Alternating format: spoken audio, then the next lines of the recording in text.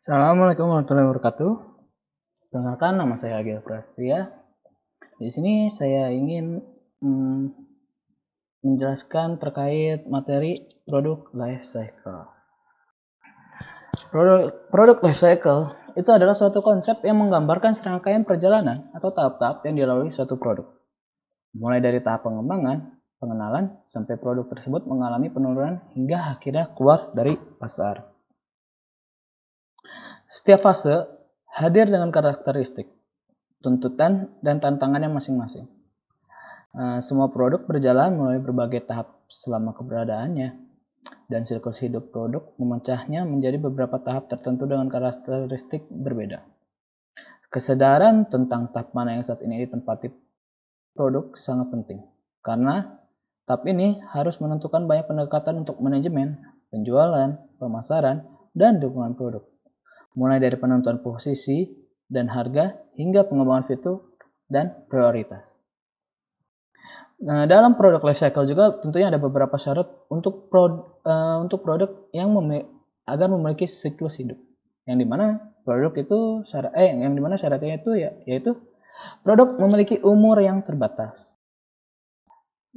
Selanjutnya juga ada penjualan produk melalui berbagai tahap yang berbeda, masing-masing memberikan tantangan, peluang, dan masalah yang berbeda bagi penjual.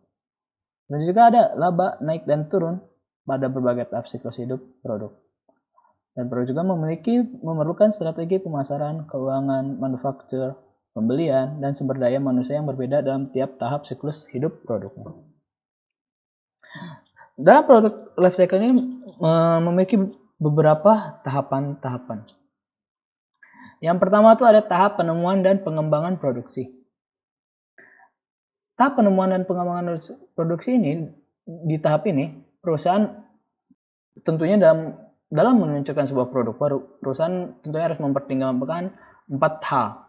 Yaitu yang pertama itu bilakah timing.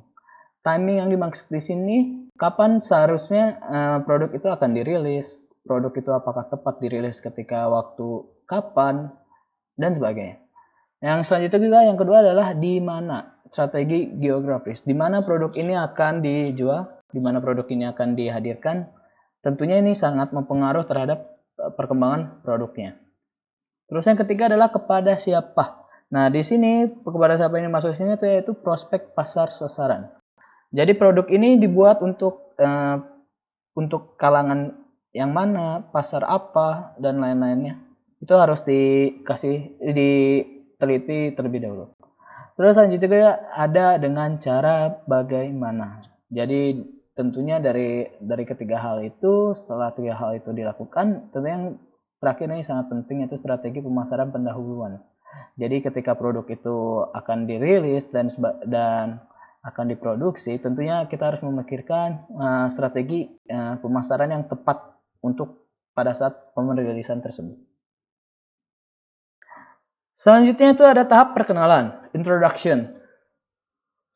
Tahap perkenalan adalah tahapan yang dimana perusahaan memperkenalkan produk barunya kepada pasar atau masyarakat umum.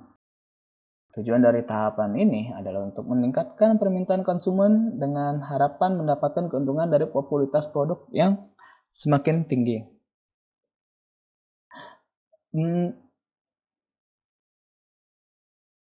Penerapan harga produk mungkin tinggi untuk memberikan biaya yang terkait dengan tahap pengembangan siklus hidup produk dari tahap sebelumnya. Dan pendanaan untuk tahap ini biasanya melalui investor atau pemberian pinjaman. Nah, dengan mempertimbangkan harga dan promosi, tentunya dalam tahap ini juga manajemen bisa mengikuti beberapa strategi. Yang pertama itu ada strategi peluncuran cepat. Yang kedua itu adalah strategi peluncuran lambat. Ada strategi penetrasi cepat. Dan yang terakhir adalah strategi penetrasi lambat. Jadi strategi tersebut tergantung para manajemen dan petingginya, mereka akan mengikuti strategi yang mana. Selanjutnya itu ada tahap pertumbuhan atau growth. Tahapan ini yaitu di tahap di mana produk yang diperkenalkan tersebut sudah dikenal dan diterima. Jadi produk ini sudah berjalan artinya. Terus di sini juga perusahaan berupaya untuk meningkatkan pangsa pasar. Nah, sedangkan untuk produk-produk yang inovatif yang persaingannya kurang, pada tahap ini harga masih tetap berada pada level yang lebih tinggi. Karena tentunya tidak ada persaingan dan juga kompetitor yang lainnya akhirnya menyebabkan produk ini tetap bisa berada di level yang tinggi.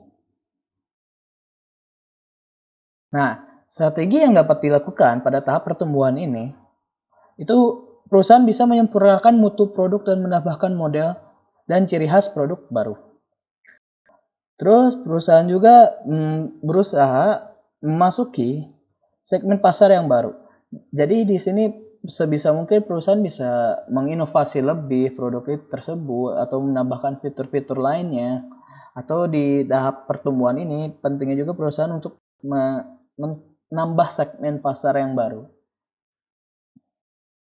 Selanjutnya juga di sini perusahaan bisa mencari saluran distribusi yang baru, mengalihkan pesan iklan dari pembentukan kesadaran akan produk kepada keyakinan dan pembelian produk dengan menentukan harga untuk menarik pembeli yang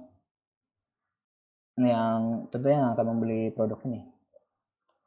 Selanjutnya, tahapan selanjutnya itu ada tahap kedewasaan, maturity. Pada tahap ini, peningkatan omset penjualan yang mulai melambat, persaingan yang semakin ketat, dan perjuangan dalam merebut pangsa pasar dengan pesaing-pesaingnya. Nah, meskipun penjualan unit berada pada titik tertinggi pada tahap ini, harga cenderung turun untuk tetap berkompetitif.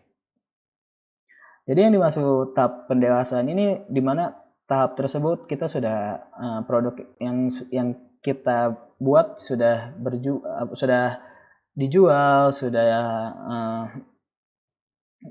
sudah dipakai oleh konsumen, sudah tersebar luas di pasar. Tetapi dalam tahap ini persaingannya semakin ketat, hasil perusahaan tentunya akan bersaing di harga atau di hal-hal lainnya. Nah, dalam tahap ini strategi yang dapat dilakukan itu ada 3. Yang pertama itu ada modifikasi pasar. Nah, modifikasi pasar di sini yang dimaksud itu memperluas jumlah pemakai merek. Jadi memperluas jumlah pemakai produk yang kita buat.